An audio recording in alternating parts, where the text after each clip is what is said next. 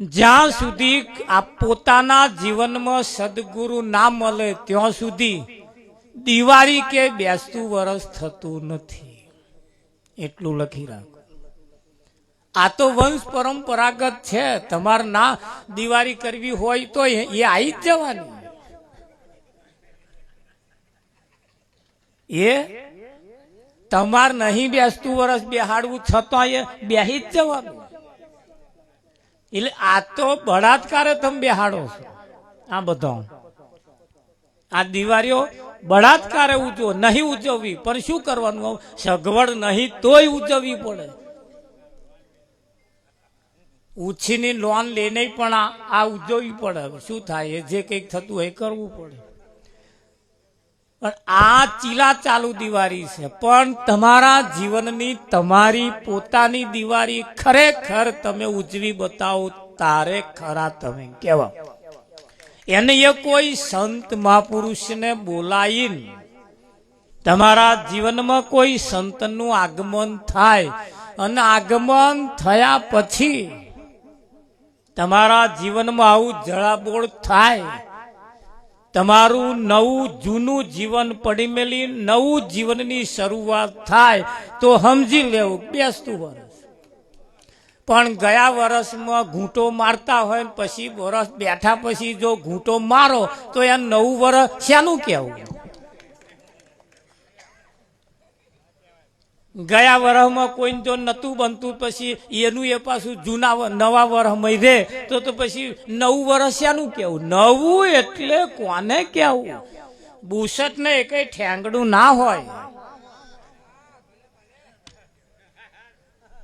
આ પહેર્યું છે ને એ કઈ ઠેંગડું ના હોય તો તેને નવું કહેવાય. આ ઠેંગડો 70 અને એને નવું નવું કરો. આ સંતો તમને એ નવું વર્ષ બેહાડવા બેઠા છે. એટલે નવું તારે કહેવાય. તમારા જીવનની અંદર જે કંઈક જૂનું જે છે, જૂનું જે કંઈક બે ભાઈ વચ્ચે બોલાચાલી થઈ હોય એ કદાચ પડી મેલી હવે નવા વર્ષમાં નવી શરૂઆત કરે તો બેઠા વર્ષ, નતર પછી તો એનો એ આ પડતર દિવસ જેવું. સંત ના મળે તો સુધી આ બધા પડતર દિવસ જ. હજુ ચોહી બેહવાનું, પેલો પડતર માં પડ્યો હે વચ્ચે બેઠો. તમારા જીવનની અંદર સંતોની પાસે આપણે જ્યારે જઈએ ત્યારે સંતો જ્યારે કોઈ સંત મળે ત્યારે એમનું કહેવું એમ કે ગુરુના શરણમાં મારે કાયમ દિવાળી, કદીએ ન ભાડી મેં તો રેન અંધારી. પછી તો અંધારું રહેતો હરારે માટે અજવાળું હોય. એમ જીવનની અંદર આ જે દિવાળી છે એ તો કેવી છે કે ભાઈ સીતાનું હરણ થયું, રામચંદ્ર લંકામાં યુદ્ધે ગયા, સીતાને પાછી લાયા અને એ લંકામાંથી હેડીને આવતો આવતો 20 દાડા કેસે લાગ્યા. રાવણને માર્યા પછી દશેરા પછી 20 દિવાળી આવે. દશેરા ને 20 દિવાળી. એ રાવણને મારીને એવા આયા, અયોધ્યામાં આયા તે દિવસની આ દિવાળી. એમણે રાવણ મારીને આયા પણ તમારા શું, તમારા રાવણ ઉભા એનું શું. એમણે એમનો માર્યો પણ આપણા ઉભા છે એનું શું. એટલે એમણે જે કામ કર્યું સીતા નોમ ભક્તિ, સીતા નોમ, અને એ ભક્તિ રાવણ હરી ગયો હતો. રાવણ હરી એનું હરણ થઈ ગયું હતું. હવે અહીં કેટલાની ભક્તિ રાવણ હરી ગયો છે, નહીં હરી ગયો. એ નેવે મેલી ભક્તિ શું કરવાની, પેલો હરી ગયો છે. એના સકંજામાં જો છોડાય લાવો તો તારે ઉજવાય. આ બધા વાહણ જે કઈ કાટ ચડ્યો હતો ને ઘસી કાઢ્યો, નવા નવા કરી નાખ્યો. નતા કાટ જતા ખટાશ ઘસી. અઠવાડિયા એક બાટક્યો હતો પણ વાહન ઉપર કાટ ચઢેલો મારો બેટો કાટ બોલો ઘસી ઘસી ઘસી ઘસી કાઢી નાખ. આ મન ઉપર કાટ ચડ્યો એ તો હજુ એવો ને એવો છે. એ તો હજુ ભાઈ ઉલારા મારા. એ કાટ કાઢવાનો, પેલા કાટ નહીં કાઢો ચાલશે. અને એ તો પાછળવાળા જે રહેશે ને એવા ઘણા કાઢશે. તમે તમારો તો કાઢો, એ એવા નહીં કાઢે. તમારા પડેલો, તમારા મનમાં પડેલો કાટ તમારા સિવાય બીજું કોઈ કાઢવાનું નથી. એ તમારે પોતે કાઢવું પડશે. ઘરને રંગ રોગાન તમે નહીં કરો તો બીજા કરશે, પણ તમારા ઘરને રંગ રોગાન તમારે જ કરવું પડશે ને, કે નહીં કરવું પડે? એટલે 9 વર્ષ તારે બેસે છે કે જ્યારે આપણામાં જીવનની અંદર કોઈ સંતનું આગમન થાય. અને સંતનું આગમન થાય પછી આપણી દશા અને દિશા બેય બદલાઈ જાય. કાલ સવારથી જ બધાય જય શ્રી કૃષ્ણ, જય શ્રી કૃષ્ણ, જય શ્રી કૃષ્ણ કરતા થઈ જવાના. જે કંઈક બોલતા હોય, સ્વામિનારાયણ બોલે, કંઈક જય શ્રી કૃષ્ણ બોલે, જય ગુરુ મહારાજ, જે કંઈક બોલતા હોય હવારમાંથી આખો દાડો કાલે. કોઈ મંદિરે જશે, કોઈ ગુરુદ્વારે જશે, જ્યાં જ્યાં જ્યાં જ્યાં જે માનતા હશે તો બધા જશે. બધાય કાલે આવું જ કરવાના બધા. હે ઘણા ખરા કાલ ડોબાન ચાલ લાવવાની આજે લાવી દીધી.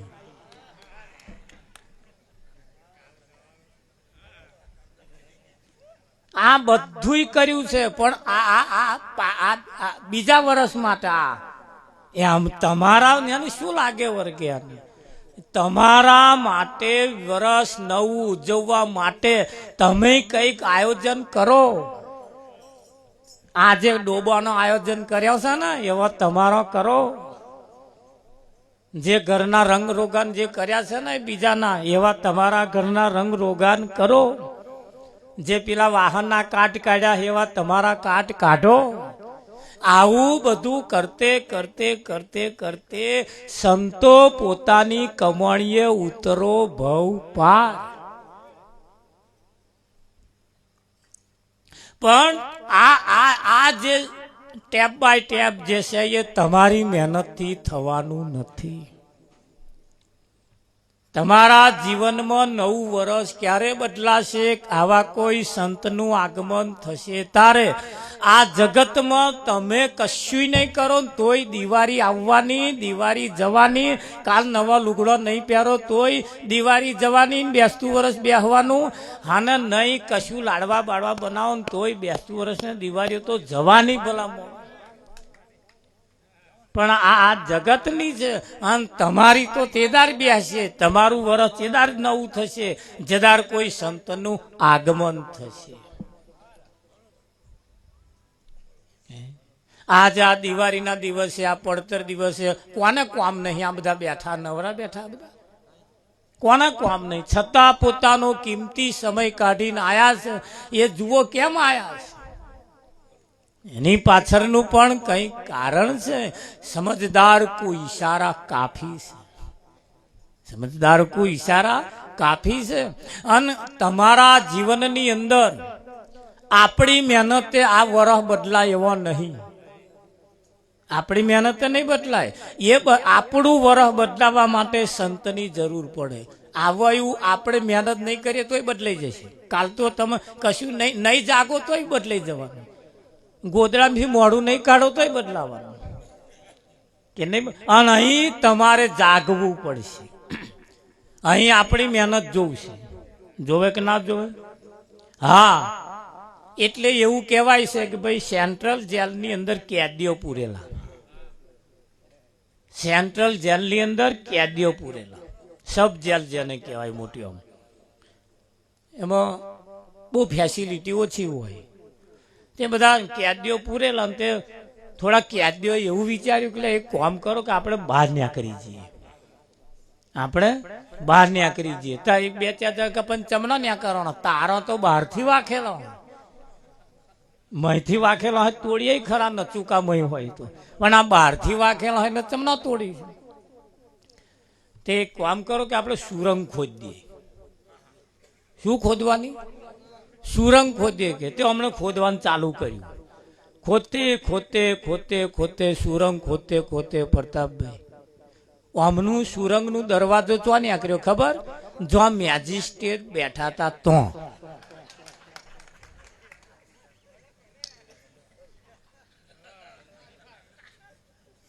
જો મેજિસ્ટ્રેટ બેઠા હતા ને એમની ખુરશી નીચે જ બોખું પાડ્યું. પેલા તો જ બેઠા હતા. આ શું ત્યાં તો પેલા કેદ દો જાલ લીધા અને જે સજા પડી હતી ને એના કરતા બીજી ડબલ સજા કરી કે ના કરી? જો આ પોતાની મહેનતે કરવા ગયા એટલે. કોઈનું જો માર્ગદર્શન લીધું હોત તો એમણે નકશો બતાવ્યો હોત કે આપા ખોદો તો આપા જવાય, આપા ખોદો આપા, પણ કોઈનું માર્ગદર્શન ના લીધું. લગભગ 80% લોકોએ આ ધંધા કર્યા અને મેજિસ્ટ્રેટની ખુરશી નીચે તો હમણાં દરવાજા નીકળ્યા. આવા શું થાય બે? આ બચે અમે? રમણભાઈ બચે? ના બચે. આ અવસર છે, આ અવસર છે. સજની ટાણું આયુ રે ભવજલ તરવાનું.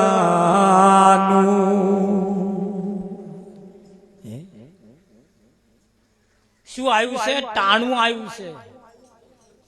ટાણું વખત સમય આવી ગયો છે.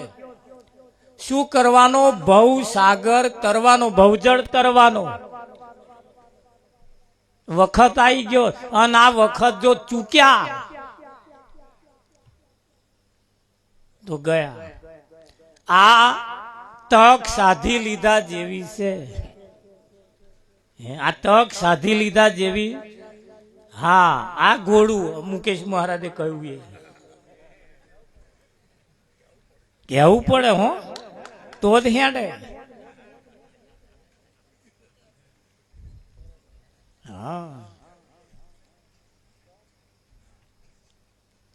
સજની ટાણું આવ્યું છે ભવજળ તરવાનો. આ સમય અને મોકો આવ્યો છે. બીજા કશાય બાબતોમાં પડ્યા વગર આજ અને અત્યારથી નિયમ નક્કી કરો. હવે 9 વર્ષ બેહા કાલથી કોઈની જોડે પંચાયતો ઠોકવા રહેવું નહીં.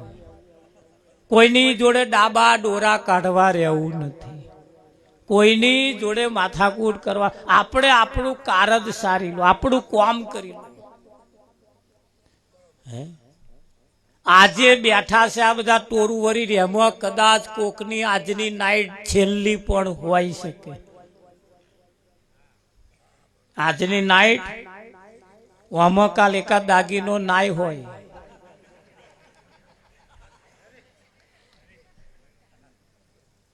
આમાં કદાચ કોઈ આ એક દાગીનો કાલ હવામ ના, જેના માટે કાલ હવાર ના જોવે એના માટે દા છેલ્લી ને.